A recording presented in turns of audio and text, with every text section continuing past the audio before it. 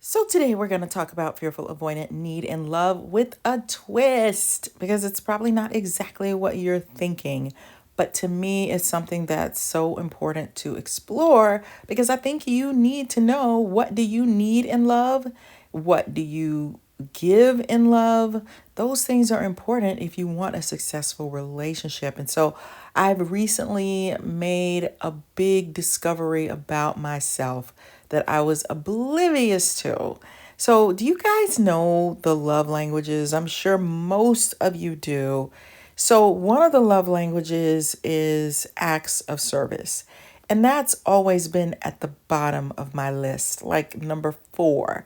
I didn't like giving acts of service, and I thought I didn't care about receiving it because I never asked for it because I didn't want to have to give it to someone, if that makes sense. So, acts of service is like you're sweeping someone's floor, or you're helping them carry their groceries, or they need you to help them to do something, vacuum, go wash their car, cook them a dinner, fix their plate. Those types of things are not my cup of tea. Sorry. I would rather do something else. It just doesn't come natural to me. And I always joke, if you want spaghetti hanging off the side of your plate, ask me to fix your plate. My dexterity is just not in line with that. I'm not a natural at that. I see people doing acts of service beautifully, but it's not my thing. And one of the reasons why talking about love languages is difficult is because most people are going to get angry when you say you don't like their love language. They're going to be highly offended. But that's why we need to learn them and talk about them, and just know that my love language ain't your love language. But here's the crazy thing that I found out. I thought I didn't like acts of service, so I didn't ever ask for it. If I could do it myself, I'm doing it myself because I felt like everybody's busy. They're too busy to do my stuff for me.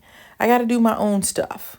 So, what happened to me one time was there was a guy at work who started doing acts of service for me. Like, I had to move a bunch of stuff into the building, and he went out and he got it all for me. He lined it up neatly. It was a lot of stuff. And I started falling for this guy, even though he probably wasn't my type. And I was like, what in the world is going on? This is so weird. I didn't have much of a chance to discover it because I just was allergic to asking people for help because I felt like we're all busy and I don't want to burden anybody. And I also don't want to be a hypocrite and give something and not give something that I'm giving. The other irony to this is that I've had friends who have told me, you're such a great acts of service person. You're always giving, you're always helping. And I'm like, that's because you're always trying to help me. And so I don't in my mind, I don't want to take advantage of people because I also think that there are some people who are acts of service who also take advantage of people, and I don't think that's okay. Like, they're always, can you do me a favor? I'm allergic to that. That's just me. Sorry if I'm offending anybody. So anyway, that gave me a huge clue to what I like in relationships. I find that if a man is doing acts of service for me, that is a huge turn on. If it's a friend, that's very kind of you. But if it's a man who's doing it for me, for some reason, I don't understand what happens, but it does something for me. Here's the other flip side to that. So stay with me, guys. So I have also worked with people because we're going to just try to stay on the same lane so that it's comparable. I've also worked for people, for men who wanted me to do everything for them. That is not to say that if I have a boss that I think is so fair and so amazing and so helpful and so kind and just all the things, I I love an opportunity to help them because they're so accommodating and so amazing. So I'm not saying that I have a problem with stepping in. I want to do that for people who are treating me well. If there's a need, if there's something that needs to be done, I don't have a problem stepping in and taking charge of it, handling it because it makes their life easier, and that's not a problem. So what I'm saying might sound confusing to somebody and they might be like, "Oh my gosh, let me never ask her to do anything for me again." It's conditional. So I've worked with a person before who was, to me, definitely a narcissist. And this guy wanted me to do his whole job for him. So I couldn't get to my own job ever because he wanted me to do his job. And because he was in a position of power, it was very difficult to resist that without consequences. So he would hand me his whole job. But then the other part of that is he was also obsessed with me in a creepy way. And I don't want to get into too much detail about that, but that was also part of the issue. And I found that a man wanting me to do acts of service for him was a huge turnoff. I need you to serve me and all the people our dinner. I need you to scoop up the plates and pour all the drinks. And I'm also giving you all of my work to do, or there's a crisis or a situation and I need you to jump in there. I need you to go handle it. And it just didn't feel very masculine to me for him to, this guy who's probably 6'5", big dude, and you're asking me to do everything for you. I found it to be a huge turnoff. I like a man who wants to do his job, wants to work hard, is responsible, isn't a user, because that's what I felt like.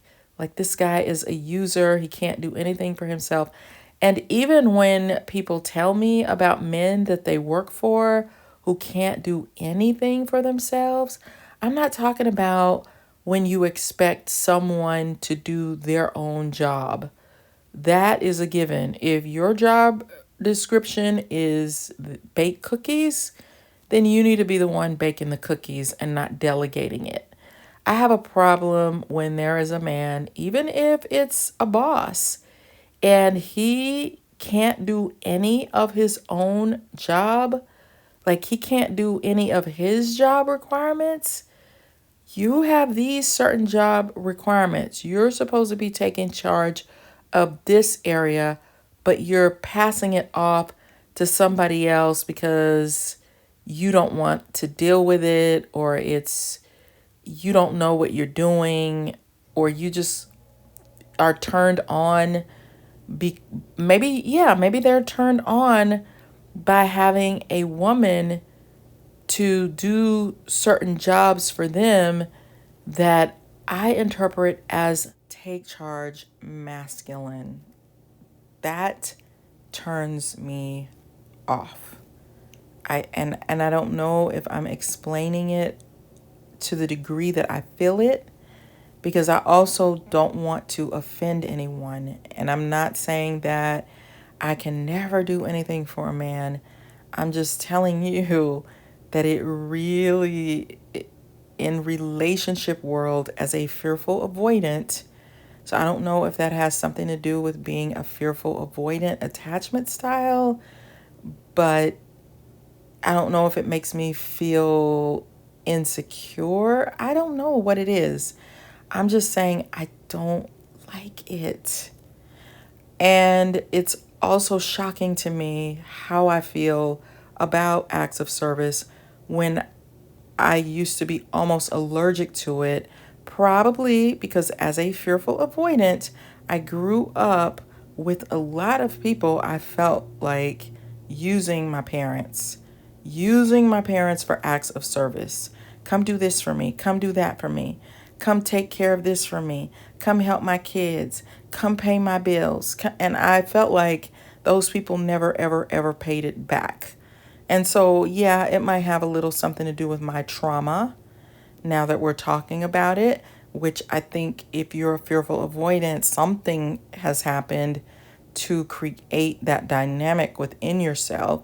So, yeah, I grew up watching so many people who needed something. Now, my parents are probably very acts of service, so it didn't bother them so much, but it bothered me. You're borrowing $600 and you never pay it back.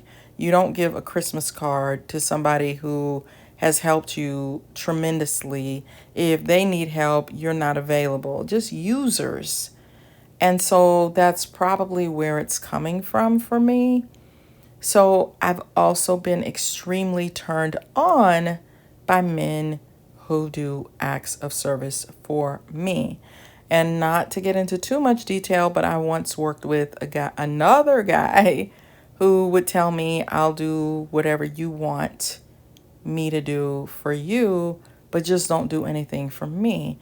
It was kind of the opposite. Like he was turned off by, and some of you might say, I have huge opinions of this, and if you do, it's cool, put it in the comments. But I feel like he felt emasculated if I ever did anything for him. I'm talking bring him a drink because they're giving out free drinks. I grabbed you one. He's like, I'll get my own drink. I don't want you to do anything for me. But if you need me to move a table for you, if you need me to carry heavy books, if you need me to grab you a drink, I am happy to do that. But he was like, do not do anything for me. And that kind of threw me off because it felt like, okay, I don't mind doing some acts of service, especially because you're always doing acts of service for me. And I'm not talking about doing it to the degree that he was doing it for me, but occasionally I just felt like this is nothing. Like bringing a drink, that's to me is really nothing, but it was off-putting to him. So in some ways, I'm probably a bit of a hypocrite, and I don't mind admitting that. But I did enjoy that dynamic because I'm uncomfortable doing a lot. I'm comfortable doing a lot of acts of service because I find that most people, that's what they want and that's what they require. And so I think I can be pretty darn good at it. And to some degree, I don't mind because I'm used to it. But is it my favorite thing? No. I find it taxing and exhausting. So I really like the dynamic with the guy who was like, don't do anything for me, because I'm like, I really don't want to do that for you anyway. I would rather do another love language for you. Like, I don't mind gift giving, and some people hate that. Like, that particular guy hated me to give him any gifts. I don't mind going shopping for gifts and giving people something that they will love. So you see how all the love languages, when it comes to meeting people's needs, that's crucial. You got to figure out what their love language is. And you got to figure out, is there a love language that I'm giving to people that I don't like to receive, or vice versa? There's one that it turns me on to receive that, but I really don't like it when people keep asking me to do that for them. Like, don't ask me to come help you move your house. I remember having somebody saying, I want you to come and help me clean up my house and organize some things. And I'm like, this sounds extreme. I will pay $1,000. I mean, this is a relative, so I'm like, I will pay somebody $1,000 to do that for you. That's how badly that's not my language. Don't ask me to do that. I would rather pay somebody and I'm not joking. I would rather pay somebody $1,000 to come and pack up and move your stuff and help you like that than for me to do that acts of service. I don't like doing acts of service. It's so annoying to me. So, moral of the story, you got to get a handle on your love languages.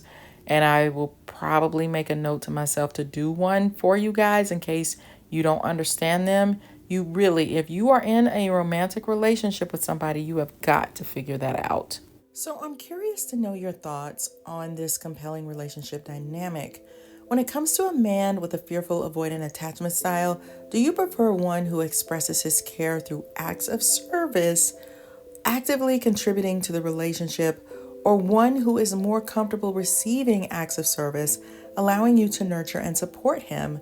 What influences your preference? So let's explore this topic of preferences regarding a fearful avoidant man and whether women might prefer one who gives acts of service or one who prefers to receive them.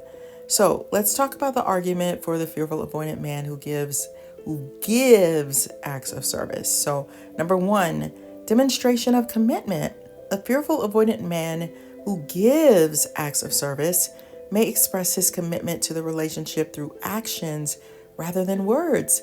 This can be particularly appealing to women seeking reassurance and stability, as his willingness to help and support can demonstrate a desire to nurture the relationship despite his fears.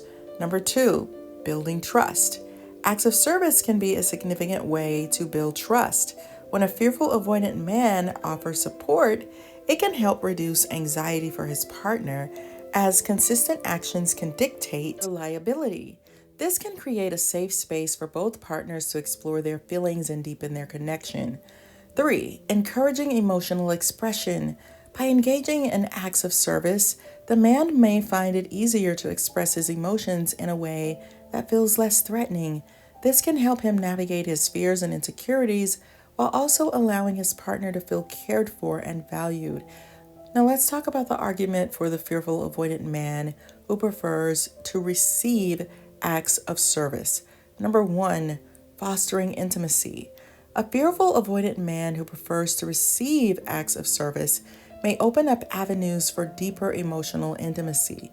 This vulnerability can encourage women to step into nurturing roles, creating a bond based on mutual reliance and emotional support.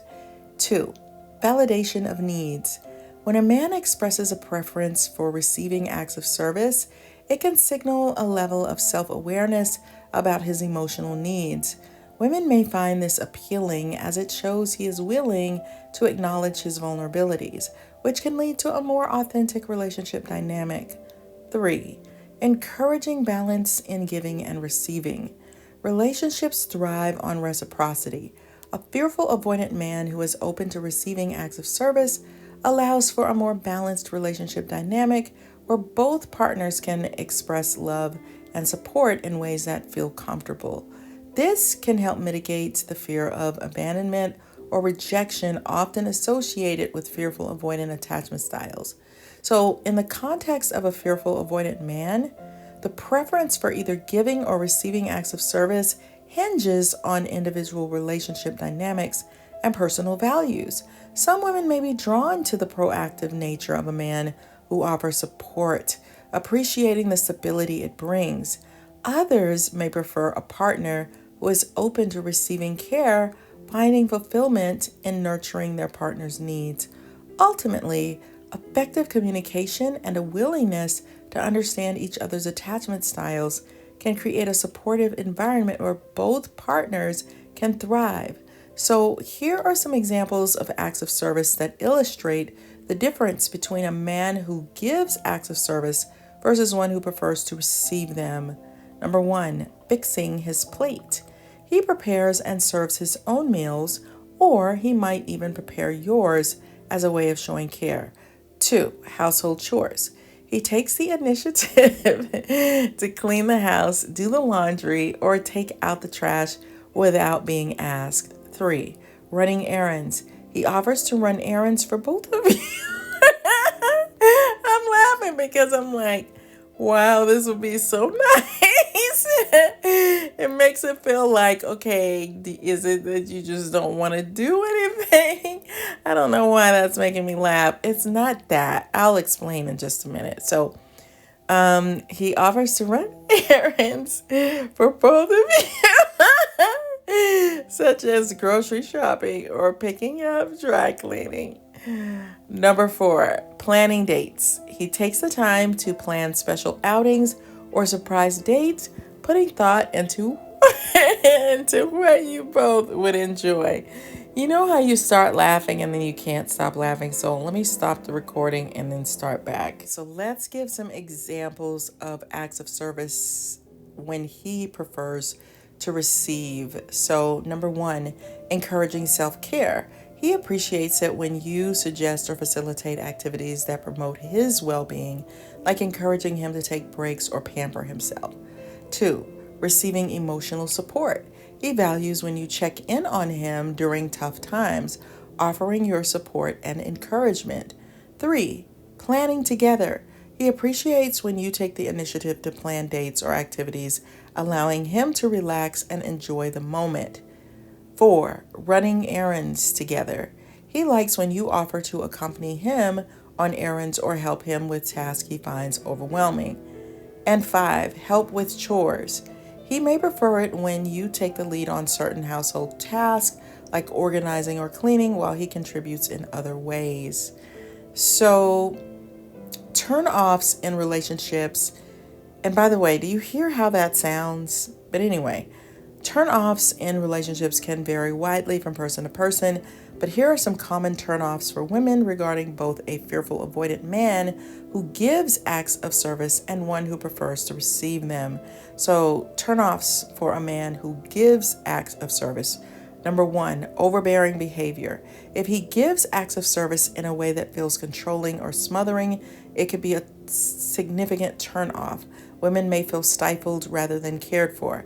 2, lack of reciprocity. If he is always giving but rarely allows for mutual support, it can create an imbalance in the relationship, leading to feelings of resentment. 3, neglecting emotional needs. 4, expecting gratitude. And 5, avoiding vulnerability. Turnoffs for a man who prefers to receive acts of service.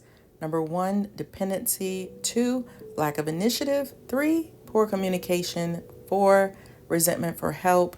And 5, inability to give back. So understanding these potential turnoffs can help both partners navigate their relationship dynamics more effectively, fostering healthy communication and connection. You guys, all of this is so important. And even though I got the giggles, this is something that you need to talk about, because I know a lot of women who they cook all the meals pretty much. They do all the laundry, they sweep, they put the laundry away, they cook, they clean up afterwards. Like, they're doing everything. And these women also have full-time jobs. So I think you have to look at, does he have a full-time job and you have a full-time job? If you don't, then it shifts, it creates roles where, yes, you may be doing the majority of those kinds of things, but he's out doing the work. He's making the money. So it may balance out better, even though you have to be careful that nobody is taking anybody for granted and that you're both genuinely appreciating what each other is doing. Because I heard this lady once say people were criticizing her for doing all those things, but she said, my husband allows for me to be a stay-at-home wife. So I appreciate him going out and working hard for me. And so, of course, I'm going to pack his lunch and I'm going to do these kinds of things. But if you both work and he is expecting you to do everything for both of you and the kids, and you gave birth and you breastfed, I think that's a huge ask. I think you both need to be doing some of the household chores in order to make things fair and to make them work so that one person isn't too burned out. I've also seen plenty of dynamics where the woman is doing all these things and the guy doesn't appreciate it. He just pushes the boundary, takes advantage of her, doesn't appreciate it. If she needs him to do anything for him, like change her tire, he never gets around to it. He's not going to do things like, oh, let me keep up with the yard. That's going to go to pot. Just doing extra things like, let me take your car and wash it, or just things that make her feel really good. He is not doing those things. She's doing everything and he's also taking it for granted. And I also recently heard someone saying men have to have some type of expectation. You have to give them some sort of expectation, role, standard, boundary. If you're not giving them any of that, it more than likely isn't going to work very well.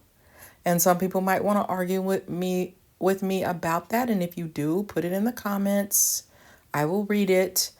But I just think more often than not, I think that dynamic works better when you have a man who is doing acts of service versus I'm fixing his plate, and I'm cooking all the food. I mean, either person can cook the food. You can create what do we do in this house?